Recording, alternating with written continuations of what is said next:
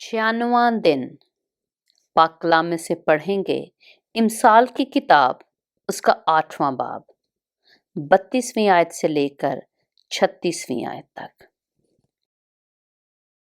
इसलिए ऐ बेटो मेरी सुनो, क्योंकि मुबारक हैं वो जो मेरी राहों पर चलते हैं।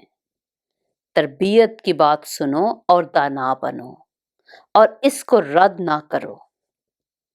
मुबारक है वो आदमी जो मेरी सुनता है और हर रोज मेरे फाटकों पर इंतजार करता है और मेरे दरवाजों की चौखटों पर ठहरा रहता है, क्योंकि जो मुझको पाता है जिंदगी पाता है और वो खुदावंद का मकबूल होगा। लेकिन जो मुझसे भटक जाता है अपनी ही जान को नुकसान पहुंचाता है। मुझसे अदावत रखने वाले सब मौत से मोहब्बत रखते हैं। पाक कलाम के पढ़े और सुने जाने पर खुदावंद की बरकत हो।